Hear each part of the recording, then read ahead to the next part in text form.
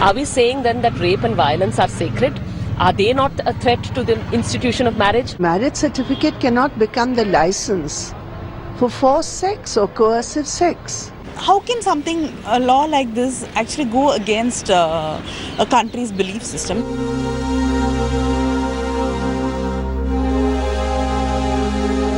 How can one rape be okay and another rape not?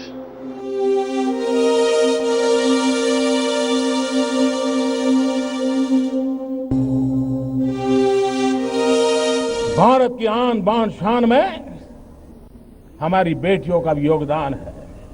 हम इसको स्वीकार करें और उसे भी कंधे से कंधा मिला करके हम साथ लेके चले।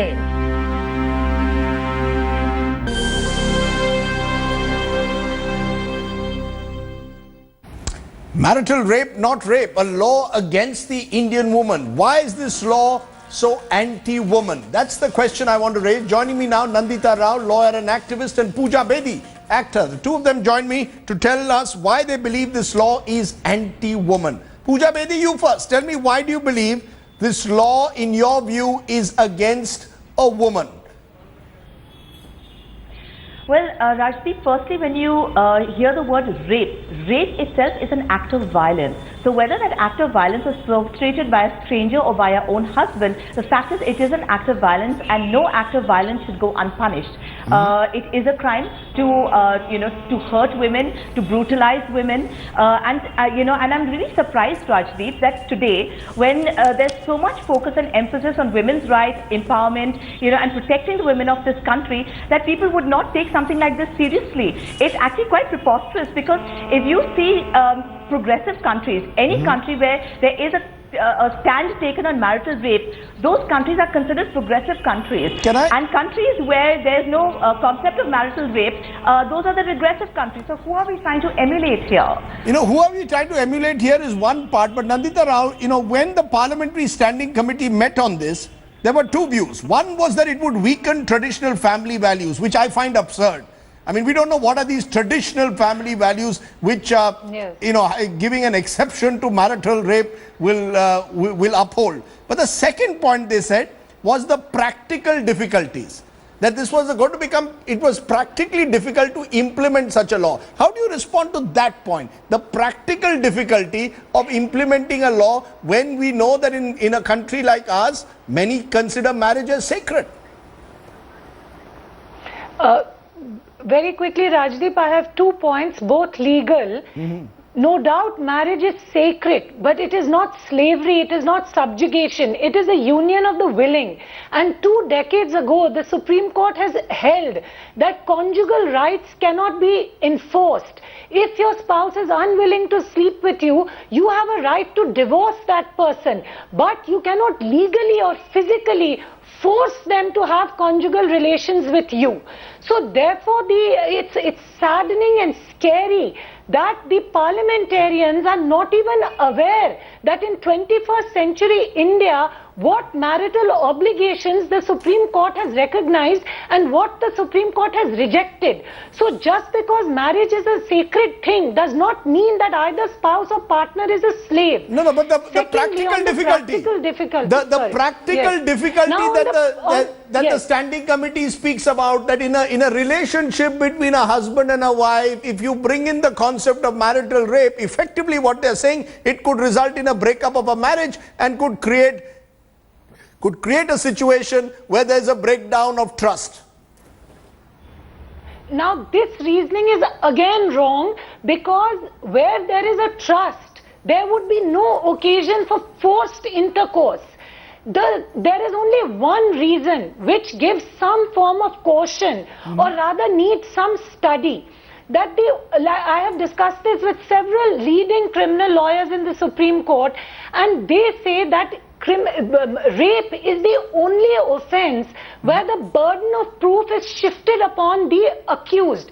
There is a presumption of absence of consent. When a woman says that this has been intercourse against my will, the law presumes the absence of consent.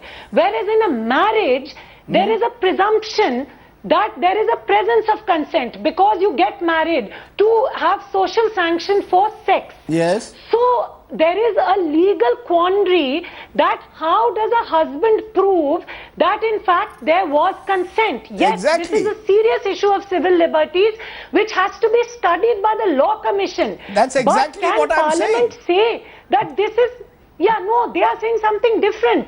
They are saying there will be a breakdown of trust.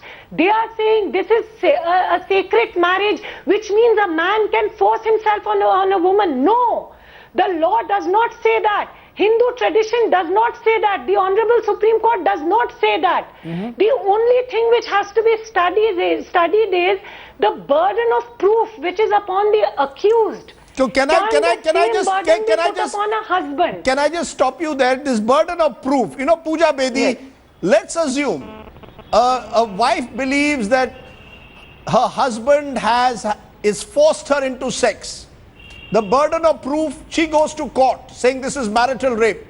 The burden of proof will be on the husband. And many believe that this could lead to a situation, as I said. Rajdeep, can I?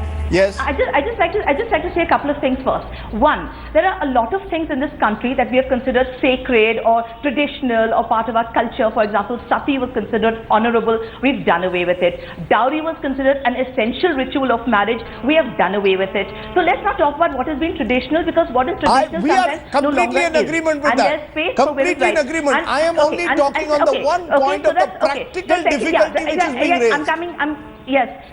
I'm coming to that, Rajdeep. Firstly, no woman is going to get up and take a husband to court and to jail if it isn't something she feels extremely affected by.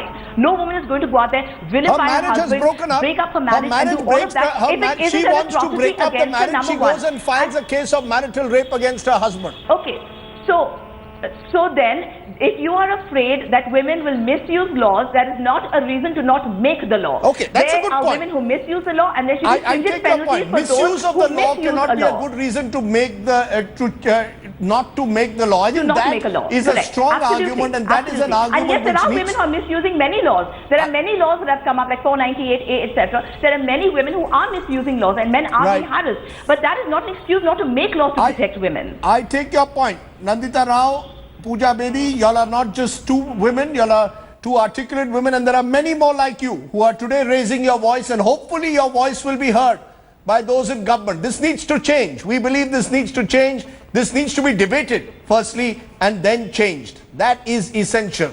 It cannot be that the government decides that it will not effect any change. I appreciate both of you joining us. A wider debate on this was held earlier this evening by Karan Thapar on To The Point. Let's then turn back to Nepal, because over the last 24 hours we've been looking for stories of miracles. Nepal has shattered the faith of many. It's led to much misery, but there have been the odd miraculous escapes.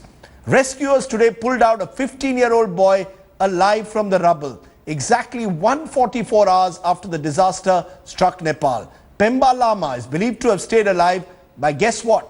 Eating jars of ghee. Here's a report.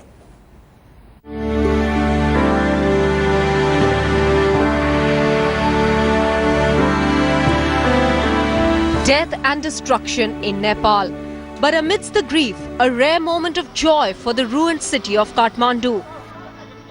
15-year-old Pemba Lama pulled out alive from the rubble 5 days after 7.9 magnitude earthquake wreaked havoc in Nepal. The boy is believed to have stayed alive by eating 2 jars of ghee. The miraculous rescue of Pemba Lama after 144 hours was met with cheers from crowds of bystanders who assembled to watch the drama unfold. Pemba Lama was inside the Hamilton guest house when powerful earthquake jolted the Nepal on Saturday. Today morning, the rescue team heard the cries of the boy, after which the efforts were intensified to save him. Nepali armed forces managed to pull out the boy alive from the rubble. उज्यालो आयो अनि त्यसपछि मैले ढ्याङ ढ्याङ ढ्याङ ढ्याङ गरेको त्यो जस्तामा हानेको ढुङ्गाले अनि तिनीहरूले नि सुन्यो अनि निकाल्यो. On the other hand, 5 days after the earthquake struck the Himalayan region, a large number of people are seething with anger in Nepal. The quake-hit people are now resorting to protests over the alleged slow pace of rescue efforts. या तो व्यवस्था करना चाहिए या पहले बोलना ही नहीं चाहिए था, इसलिए हम लोग विरोध में उतरे हैं। The rains have added misery in Kathmandu, severely impacting the rescue and relief efforts. The biggest challenge for the Nepalese government now is to prevent the outbreak of an epidemic. We can cross the epidemic problem. Total cabinet is very serious. Today, our cabinet is going to concern about this serious problem. Amidst rumors of aftershocks which are spreading like wildfire across Nepal, the Nepalese government is finding it extremely difficult to continue with the rescue operations. However, a determined government is realizing that it would be difficult in case the weather plays a spoilsport. Perhaps rescue operations have been continuing despite all the odds. With camera person Tapas Berry and Kumar Abhishek, this is Manogya Loiwal in Kathmandu, Nepal for Headlines Today. Frankly, that first story of Pemba Lama is the one that will stay in my mind. 144 hours under the rubble and he's escaped miraculously. And someone else has escaped miraculously. It's my image of the day this Thursday before I leave, because not everyone can be as lucky as these two bikers in a Mumbai suburb. They survived a near-death collision with an auto rickshaw. In a way, they've been gifted a second chance, a second life. Take a look. That's what happened. And yet, they survived. Upar Wala is still there. Good night. Goodbye.